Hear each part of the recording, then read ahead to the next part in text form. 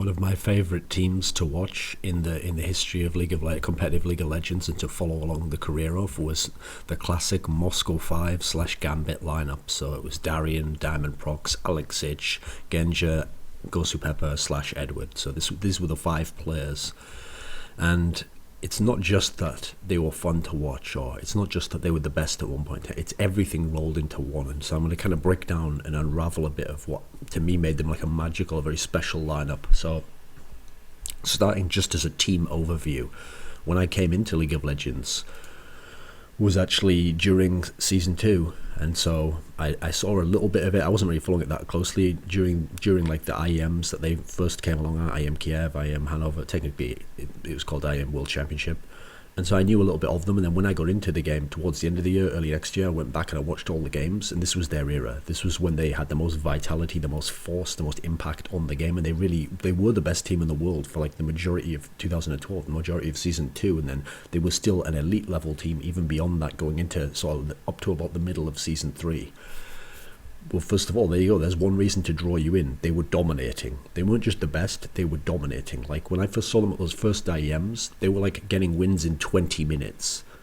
Even against the best teams in the world, they were making teams just embarrass them, making them surrender, just actually dominating people to a degree where 10 minutes into the game it could be over. Whereas in general, that overall, yeah, it was quite snowbally as a game back then, but it's rare that you could do that to more than one or two other great teams. That they were doing it to almost everyone.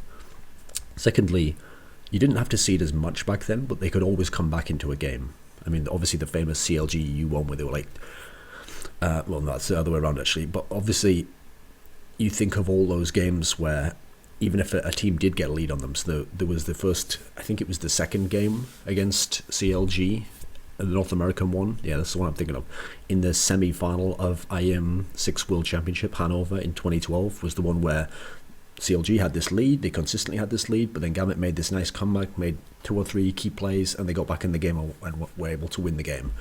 They could also come back if they didn't dominate you, so it felt like they could win at any point in the game. That made them very attractive, very appealing, because how are they doing this? And that was it. They weren't just doing it from some super genius level where it's like SKT rotations or Samsung Blue like know how to set up the team fight.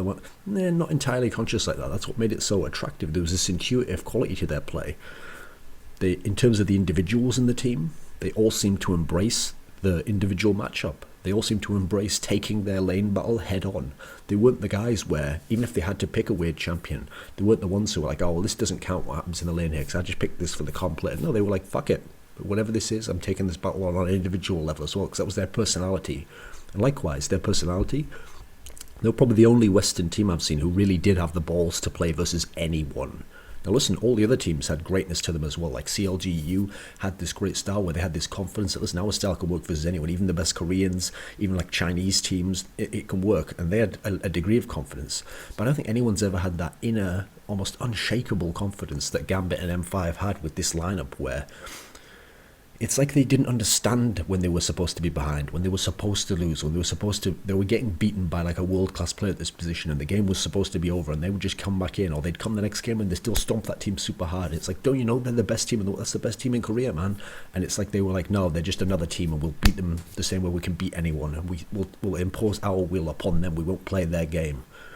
And as a result, they were competitive against the Koreans pretty much every time they played them, even though this was the era when the Koreans became the best and were establishing themselves as the best in terms of a scene. At the time, actually, World Elite was the better team towards the end of Season 2, going into the beginning of Season 3 in terms of their dominance. But overall, as a scene, Korea had established itself as the best. And in fact, you expand it further, pretty much all countries M5 and Gambit were supposed to be competitive against, they were able to play against.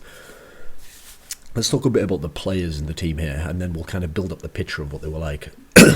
So we'll start in the top lane, the madman Darian. Now, I will say this first of all. I think Darian's a guy who has been vastly overhyped, because the problem with him is people go one or two ways. They either say like, oh, well, his builds didn't make sense and he just fed all the time. What a fucking idiot. He must have been trash. Or even worse. I'd say even worse because it's more unrealistic. They go the other way and go, nah, he was the best actually. Yeah, he always got the better of these people. And yeah, he did his weird builds because he was such a genius. That's the thing. I don't think Darian was a genius. as opposed to some of the other members of this team, and I don't think he was the best. But here's what's crucial. It's a factor that is interesting in this team, is that at different points in time, they all were the best, either in Europe or one of the best in the world, in elite of their position. But very rarely was it ever at the same time. I think that's part of what gave them this longevity as a team, actually, was that as some of them fell off in certain ways, another one would either innovate in a certain degree, or his style would come into vogue in terms of the meta.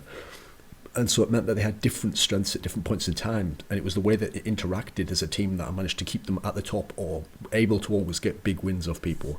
And so in terms of Darian, yeah, he had some strengths in Season 2 where he was quite good like that, because obviously he had this constant pressure style. Actually early on, like IEM Kiev's, IEM Hanover era, it wasn't just Diamondprox doing the counter jungling. Darian and him were doing sort of some 2v2 counter jungling where they'd sort of flex pick Shyvana, and then sometimes Darian would be the one who'd go in and take the wolves or the golems or whatever. Crucially, with the Darian, he had this fearless approach to him where it was truly fearless, because it was a degree to which it wasn't like he was just brave. It's like he was almost fearless in like a manner where it's like he didn't seem to understand that danger existed, and that was some of his downside as well. And so he would have this style where he'd just keep aggression, pushing, pressure. But what I realised that was interesting was, first of all, most people had never played against that. They're just not used to it. On a top level, most of the other pros have sort of learned by trial and error. They've learned the limits of their game, and then they don't want to get snowballed and all the rest of it. Because he had such a crazy aspect of this, he went through the other side and came out of it, and he was on the other side of the screen like old school platformer style or something crazy like that. And so it fucked with opponents' mindsets, where first of all, because Diamondprox loves to be on Lee Sin, Udin, he loves to make ganks and get things going around the map. I think some opponents, crucially, I think a lot of the Koreans got worried about this, when they saw this pressure that Darian would be doing, where they'd killed Darian in lane, or they'd pushed him in, or Darian was on a champion where it wouldn't make sense to push up there because then you're going to get ganked.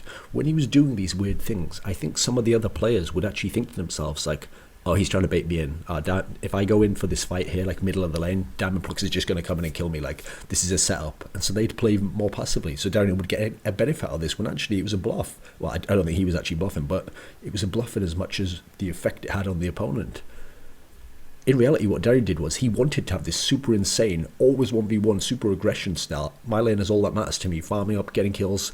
That he just made that work for him. He was like, that's what I'm going to do. And everyone else had to fit in with him. Now, he did manage to make this fit. Crucially, he had this pressure style, which was so unique because he would draw, first of all, the jungler's attention all the time to the top of the map. So Diamondprox is now free to gank the bot lane, gank the mid lane, get those lanes rolling. Crucially, in the mid lane, obviously, Alex Edge. If you give Alex Edge 1 or 2 kills early, some of the champions he plays, like Assassins, etc., it's going to be game over. He's going to get the team fight super strong and able to, and he's going to carry the whole game. So it opens up the game for everyone else that well, at least how Moscow 5 used Darian's approach in that sense. But also, this particularly like crazy, headstrong approach from Darian also kind of meant that opponents could never like breathe easy when they played against M5, because they knew that even if they got that kill, even if they got like up on farm, or they put him in a bad matchup where he's supposed to now play safe or start just building tanky, whatever, this guy was crazy enough to throw a curveball, so you still had to be wary about it. You still had to be concerned about that. And also, this drawing pressure style, he wouldn't just draw the jungler either. I remember some great games. There's a great game in the last series they played against KT Bullets at semi-final of IEM. Let me think which one it would be. 8 World Championship, the one in Katowice. In this game, I think it's in game 1. There's this fucking insane set of sequences of Darian on Shyvana, which is like classic Darian, where he draws the enemy top laner and an enemy jungler and an enemy mid at some point, like all the way up in like between two of their towers towards their inner tower and then around their base, and he just fucks with them and makes them chase him the whole time. And while he's doing that, as soon as he starts doing that, here's the thing, I don't think Darian communicated this to them, but once he starts doing that, the rest of Gambit is trained to know, right, well, he's got at least 3 of them occupied, so let's take a tower or let's go for an objective. And so as a result, they could actually get free objectives or free hits on towers just because this guy's doing this crazy shit. I think Aaron Ayre described it best when he said that if you look at an Expeke highlight, it's like, oh, backdoors or like crazy assassin play. If you look at a Diamondprox highlight, it's like ganking all over the place, making crazy kicks and all these great smite steals. If you look at a Darian highlight, it's him running around the enemy base for 20 minutes and then the enemy is trying to kill him. And you're like, what the fuck is going on here? Like, that's such a unique approach. But crucially, the rest of the team managed to make it work within their lineup. Darian also had these crazy concepts for how to play the 1v1 matchups. And again, the team made it work around him. And so, first of all, there was the weird builds. Some of them you have to realise were just trolling. Like, he was already ahead or they were going to win anyway, so those ones don't really count. Like, if you buy it at the end of the game, you buy a Rylai's, Chris, who gives a fuck? It's the end of the game. It's when he would do the weird things in the game. Now, an interesting one was, this is another thing that would fuck with the mentality of the foreign players, particularly the Koreans, because the Koreans are used to a very established metagame, and crucially now, they set the metagame, so they're very comfortable in what's going to happen. So not only was M5 a team who could do weird picks, but Gambit was a team where Darian, his style didn't make any sense. Like, when I did my interview with Flame, I remember Flame relates this story where, okay, Flame's played against Reapered, Macnoon, Shy, all the best top laners in the world because they're the elite Koreans, which was the best Korean position at the time. And he's played them all crucially 1v1, and he's used to at the time you can still be 1v1. And your aim is get a lead on this guy in CS or bully him down or get kills and start snowballing this lane. That's what you want to do if you're an elite top laner. So he's played all these great guys, and he comes against Darian. And Darian starts to go into Sunfire Cape first each time Flame's playing him. And this is like inconceivable to Flame, because the problem is with the Sunfire Cape, the ingredient that you need is the Giant's Belt, which costs 1,000 gold. So no one else is doing that. That's actually inconceivable that you would do that, because you're going to be so far behind till you've got the Giant's Belt and complete the item. It's going to cost a lot of money, so you can't get bullied and killed lots. Thirdly, what if someone comes and ganks you before you've got anything? Meanwhile, normally top laners at the time, I mean, Darian was playing Renekton, by the way, but normally top laners would be going for something like Brutalizer. It's got cheap ingredients you can pick up one by one as you go through the lane. So as a result, this style doesn't make sense because it wouldn't work for anyone else. But crucially, M5, or Gambit rather, had a way to make it work, which was they had Diamondprox just babysit Darian's lane until he had the 1,000 gold to get the Giant's Belt. Then when he comes back with the Giant's Belt, which Flame's never played against, because no one can do that to Flame, when Darian comes back with the Giant's Belt, now Darian's able to just farm constantly because he's got a ridiculous health bar that Flame hasn't played against before. So Flame's like, fuck it, I guess I just have to farm myself and just safe farms. So now Darian comes back with the Sunfire Cape. Well, now he's so fucking tanky, you haven't held him down at all, and now it's sort of just beyond the early game where Renekton can beat the shit out of you in lane. Like, this is not a good world to live in. So as a result, what's funny is I feel like Darian fucked with the mentality of Shy and Flame by just playing so outside the box that they're great all-time godlike top laners, but they just never played this style before, and they didn't, crucially, until after the game, they didn't understand how it was working. What was the mechanism? Like, oh, the jungler's doing this. They had to go back and look to find these things out. So you can see how, even though it's not that he was better than these players, it's that he was so radically different that it takes time to adapt to it. And so that's a crucial factor. If we think of Diamondprox, now I wrote an article quite recently about Diamondprox called Diamondprox, the jungle's once and future king. So if you want to read some really in-depth stuff about him, you can read it there. But I'll give you some kind of summaries of the key things to Diamondprox. So first of all, he really pioneered counter jungling as we understand it now. Yeah, there'd been some counter jungling before, but it had fallen off, and it'd fallen off because people had gone towards these tanky supportive champions, where actually the aim is give a lot of your jungle to the mid laner, give up the buffs to him. Instead, your job is just counter gank, protect certain lanes. Instead, Diamondprox's style was pick these like action orientated junglers like Udyr, like Lee Sin, and Shyvana, and go into the other guy's jungle, duel him one-on-one, or duel him and then bring your mid laner with you, or bring your top laner with you. Create 2v1s in the jungle where you're just killing, keeping him down, taking his buffs, taking his camps, and now you've completely bullied him, and now you're just free to always be stronger in the ganks. You're creating ganks and pressure all over the map. And that's why M5 was so dominant in those early days. And that's a point I think people overlook, is that it's the way that the team would synergize in terms of doing that.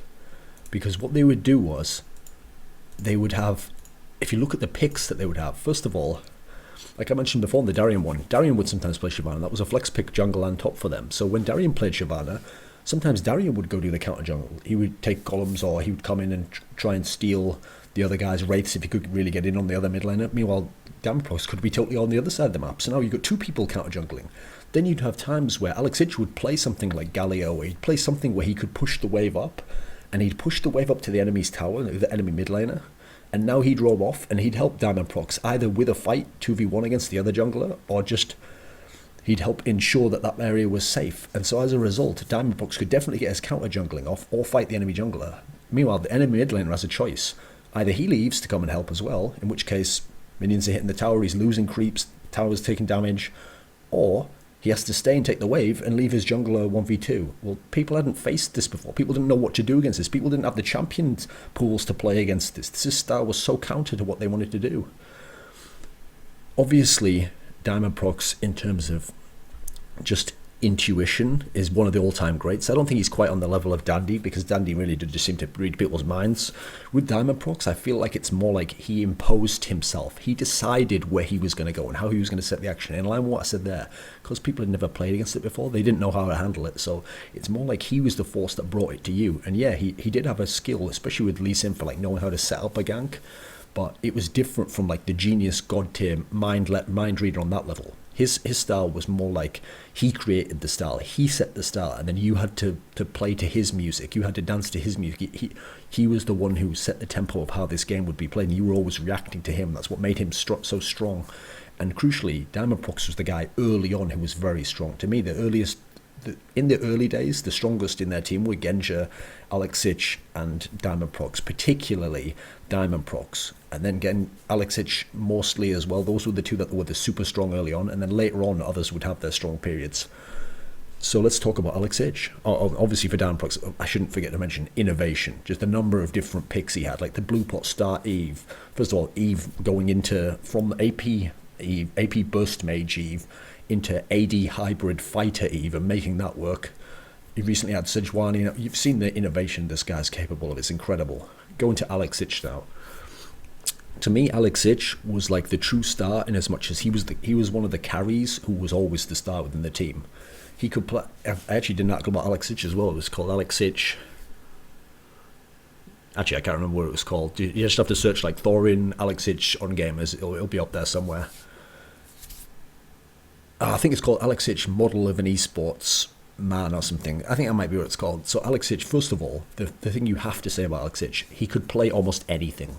Alexich is one of the only people in history who doesn't have like one signature champion. Yeah, he has Kha'Zix for a while, he's pretty sick on that. But in general, he could survive all the metas. And in every meta, he would be top 2 or 3 in Europe and one of the best top 5 in the world by finding things he could play. He could play LeBlanc at this point in time, he could play Ari over here, he could play Kha'Zix, could play Karthus, whatever it was in each different era, he found a way to play it and to be viable with it, and crucially to make his style work. And his style was always, yeah, he's going to be a strong farmer in mid lane. He's going to have strong pressure. He's going to go and help his other team in terms of roaming, etc., like Diamondprox in that sense. But when it comes to the grouping up on those mid-game fights, or crucially late-game fights, he had like the perfect sense that you'd want on an assassin carry mid laner, which is he knew the timing of when to go, and you don't just go straight ham in and just fight everyone and possibly die yourself and then the fight's lost because you're going to output a lot of the burst damage. Instead, what you do is you wait for that moment where not only is one person going to be possible for you to jump in and assassinate, but there's like a sequence. And obviously this is where his Kha'Zix was most famous, because the idea was like you jump on this one, sequence, kill him, and he'd be targeting, calling out the targets the whole time. Kill this one, then onto this one, then onto this one, then onto this one. And that's how you could even turn crazy teamfights or just stop teamfights completely. And his timing, his intuitive sense of when to do that, and his quick fire decision making, like, right, do it now, was just spot on. It was really, really good.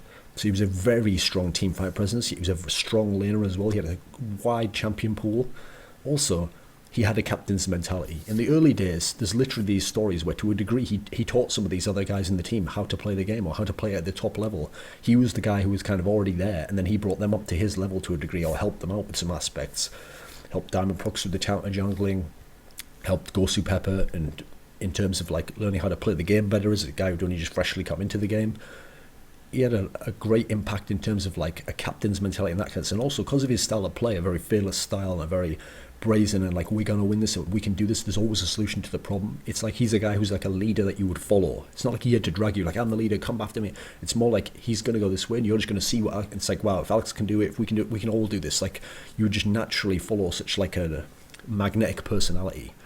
If we talk about their bottom lane, first of all, let's talk about Genja, because Genja is going to set the tone for what a weird bottom lane this was, but what a unique and almost perfectly balanced one it was actually, because first of all these other players I'm describing, Darian, Diamondprox, Alexich, very aggressive players.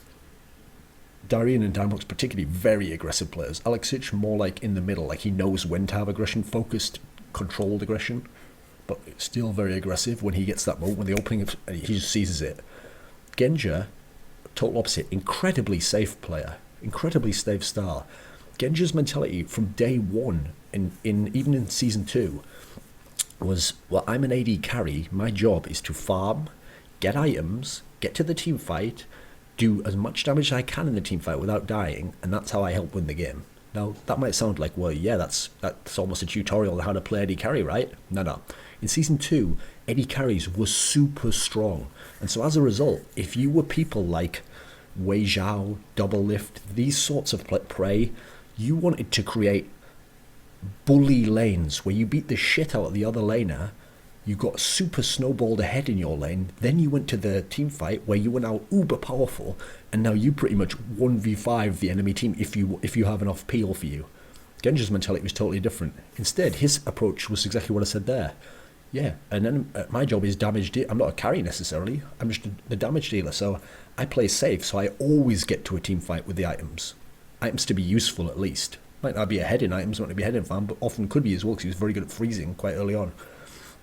But I'll get to that lane, and the team fight rather, and I'll be able to do something. I'll be able to have utility. I'll be able to be useful. And then in the team fight, Genja's one of the only people in terms of the great AD carries of all time that had no peel whatsoever. He never got any peel. People were peeling for Alex.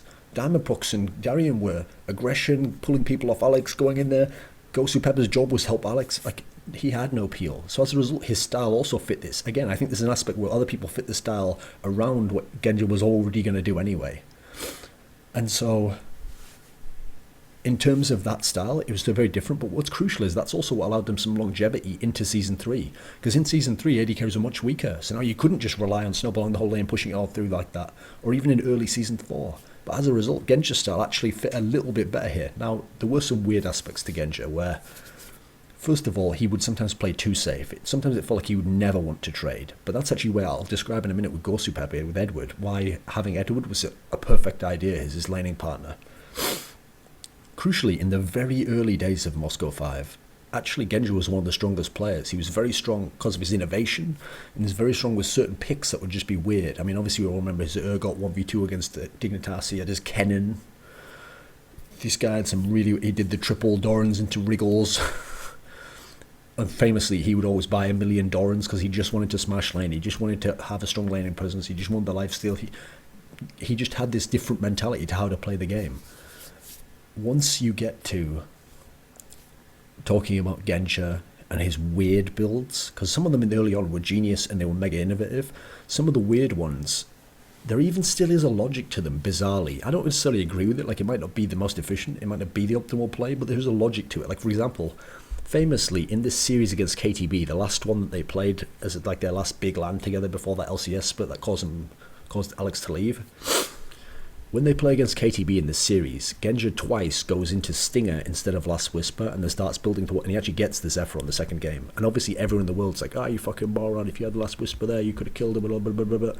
But the reason why Genja did that, if you follow his train of logic, is because his whole job is he thinks to himself, I'm going to get to the team fight with items, they're going to help me in the team fight. In the team fight, my job is I have no peel, but I have to do as much damage as I can without dying. And then thirdly, since I have no peel, in this particular scenario, here's what's interesting that people always missed on that, is that in those games, KT was choosing massively mobile champions. They had like Sivir, they had I think like Ari, or Oriana, one of those two was the mid laner. I know the jungler was Kha'Zix every time they could get it.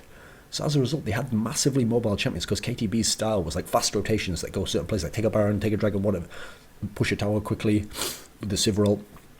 So as a result, Genja's thinking here was more along the lines of like, they've got super mobile champions, so if I'm going to kite in these team fights, I need extra mobility. I need to be able to get more attacks off. I can't just go for more damage or go for armor penetration. Like, to him, that wasn't going to win the game. Now listen, I don't necessarily agree in that scenario. He probably should have just gone all in and he should just had the input like, I'm going to die, but whatever, I'll do more damage. But instead, his mentality was different in that sense. And so you can see how there was the whole key thing here is, again, like Darian. It's just a different way of thinking now. In Genja's, I think there was a little bit more genius. There was a little bit more logic to it, just a unique logic, a kind of chess master's approach. And also, within that context, I should mention that he did have a unique quality that I don't think anyone else has truly ever had, which is, yes, Wei Zhao was a god of positioning. From like the bully full-on carry style where he had lots of peel, Double F famously wasn't very good at positioning in that sense, but he could get the mechanical outplays to still win the game. A lot of these different AD carries, they were super strong in lane, or they were super strong at fighting, or they were super strong at hitting shots, or doing lots of just sick amounts of damage. But crucially with Genja was, even though he in theory had weak mechanics, weak skill, his positioning in teamfights was fucking incredible. This guy's ability to sort of kite around and stay alive and have no peel but still do a lot of damage and be doing auto attacks constantly with this super aggro style of everyone else jumping in and fighting and Alex doing all this and just being on the outskirts, just peppering away with damage was amazing. He was really, really good at that skill. And obviously like a great example of that would be when he played Lucian in IEM Cologne against Fnatic in the final, against Cloud9 in the semi-final. This was like a great champion for him to play that style on. Now, crucially, when we talk about Gosu Pepper and then Edward, same guy, name change, what's great about him being with Genja is that he was super aggro. He wanted to fight all the time. He wanted to snowball line. He wanted to be aggressive. He wanted to take fights. Pairing him with Genja would draw Genja a little bit out of his shell. And crucially, it would also make Gosu Pepper not go too crazy, not to go too ham all the time. So it's like it almost pulled them both a little bit out of their comfort zones, but to be a little bit more flexible and to have both aspects within the lane. Now, both did go too far sometimes, and both did die out because the other didn't, like, Genji was too safe and let Edward die, or Edward was too aggressive and died in a way where he should have played more along the lines again. There was a little bit of wiggle room here, but crucially, Gosu Pepper, what a fucking boss this guy was. Bearing in mind, he was actually one of the weaker players early on. I mean, admittedly, supports had a weakened role in Season 2. They were just ward bots to a degree, they didn't have any items. This guy was so aggressive. This was the guy who ran Ignite on a bunch of his champions. And he just wanted to fuck you up in lane. And so crucially, like, I mean, Doublelift had a story where when he played against Genja, part of the reason he never rated Genja and never thought Genja was good, because he never remembers in his mind Genja doing some sick plays and beating him up. Instead, what he remembers is he'd think, oh, this AD carry's weak, I'll go in on him. And then he'd go in, and out would come this fucking Edward, Gosu Pepper would come in, ignite him and start hitting him, and Doublelift would be like, what the fuck, what's going on here? And it would just fuck with his mind completely. And so there's a degree to which Edward, his job was almost to bully and harass people just to keep them off his AD carry, which again is a role of a support, but he had to emphasize and exaggerate it to keep Genja even more safe. In terms of in-team fights, another great thing about Edward was his aggression, and he was another engaged in team fights.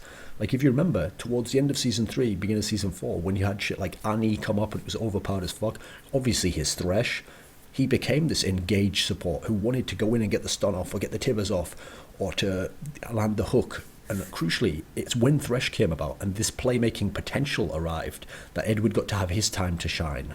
And so in Season 2, actually Edward was probably the weakest member of the team in many senses. Going into Season 3, now he started to be able to shine. He started to be able to pick up some of this. Like, Genji was a little bit more reduced, AD carries were more reduced. I'd probably have said overall, Diamondprox couldn't have as much of a dominating effect because people had figured out some of the counter jungling and some other people had mechanically gotten very strong. In terms of mid laner, Alex's level was dropping a bit, although Assassins would bring him back. And so this was when Edward was able to step to the forefront and be a key player and be a very good player in his own right. Right, those are the 5 players. So if we kind of summarize some of the overall style concepts. Well, first of all, in the early days, like I say, what's so attractive? They could dominate in 20 minutes. They could force surrenders. They could just shit on people completely. They could stomp them from any position on the map, it seemed, and with innovative picks all over that. That's another thing. They were so innovative. Almost every single player on their team had some innovative picks that he came up with, or he pioneered the approach for, or he just did something different with it that other people, even other pro-level players, didn't know what was going on initially, or couldn't counter, or couldn't copy even initially sometimes. Strong counter jungling from Diamondprox, but as a team, this team approach to counter jungling, there was another unique aspect to them. Sick team fighting. Team fighting is one of the most beautiful concepts ever because it is controlled chaos. Yes, teams like SKT and Samsung Blue to a degree made it into a sort of an art, a science where you could practice it and you knew what was going to happen. Moscow 5 and Gambit was just the beauty of sheer brutality of just the majesty of destruction in a team fight, where if they were ahead, they were just smashing in the team fight, it would be game over. You couldn't fight them, you'd get fucked up completely. If they were behind, their team fighting was always so good that against almost anyone in the world, they could come back as long as it wasn't ridiculously out of control. I mean, almost, there's a famous thing people used to say about Frost, where Frost was the best at team fighting, and I think it applied to Moscow 5, which is, if you are only 5k gold ahead of Moscow 5, I'm paraphrasing here for the example, you're not actually ahead. It's even at that point, because that's how good their team fighting is. Now, if you're 10k ahead, now you've got a lead on them. Obviously, if they're even slightly ahead, you're fucked at that point. To a degree, that's exaggerated slightly, but it almost isn't if you go back and watch the classic era games. In terms of the style of their fighting, it wasn't just wild engaging. Because of this different mixture of, like, having engages from your support, for example, having a guy who's really aggressive as the jungler, having the guy who's the mid laner but who's going to try and carry the fight, so he has that kind of like step forward, step back style, and then crucially, because Genja isn't super aggressive and doesn't need all the peel, and he's going to stand around the outside, it was like a mixture of aggression but finding the key moment. So what they would do is they would start the initial fight, and if it's going, well, fuck it, just go then. If not, they would sometimes step back a second, let the enemy chase a little bit, engage, then just pounce, turn back on them and just destroy them then. So this ability to step in and out of the range, which crucially ties into another factor. As a team, they were so decisive. And this is one of the most attractive qualities to watching them as a team, I think, this decisiveness, this to spot an opportunity and to just seize it instantly. Not to stop and to think, and that's one of the problems CLG used to have. They'd see these opportunities and then they'd all be questioning too much, or they'd be weighing up what was right, and the opportunity had gone. The window of opportunity had closed at that point. In terms of whenever they were behind, M5 never let themselves get chalked out. If they were getting gradually chalked out and strangleholded and the enemy's getting more and more of a lead, they would just find a moment, a decisive moment where, listen, it won't necessarily win the game. You might only have a 40% chance to win, but you just create that fight and go, fuck it, let's go for it. And then you'd go for this crazy battle, or you'd go for repeat ganks on this guy to try and shut them down and get back in. And it would either work or it would fail. And sometimes they could get back into games that other people would never do that. Other people would play too safely and hope the enemy gives them an opportunity or a mistake, which isn't going to happen. In terms of when they were ahead, this decisive style meant they just rammed games home. I mean, there's a famous saying that we had in Europe about Moscow 5 and Gambit, which was, if you give them a finger, they take the whole arm. And that's the idea. If you give them a little thing, they'll just take that and then take everything, and the whole game will be gone at that point. Here's the probably the final crowning point of Moscow 5, because they did have so much success. They did play the Koreans so many times. They played Blaze like 4 times, like 2 times best of 3s, 2 times group stage games. They played Frost twice. They played KT Bullets twice. Nearly all occasions, these were like top 4 teams in Korea. Not the last one with KTB, but in general, these were like top 4 teams, and they always either competitive, either beat them or played to a very high level versus them. Part of the reason why they had so much success versus Koreans, crucially, which other teams in the West didn't in general, is because, and North American teams when they were the top European team, is because Gambit and Moscow 5 didn't play the meta. Here's a key concept. It's not that they played off-meta stuff, it's that they set the meta. They would find the next thing that was going to be good in the meta, because that was their mentality, this outside of the box, not limited to whatever everyone else is doing, right? We'll try and do that just to a good degree as well. They were just looking for the new thing all the time. So as a result, they were able to set the meta. And what happens is a lot of these opponents would play them and find out, oh, this is actually the next thing that we're going to have to do. And so other people would have to play to their game and adapt to them.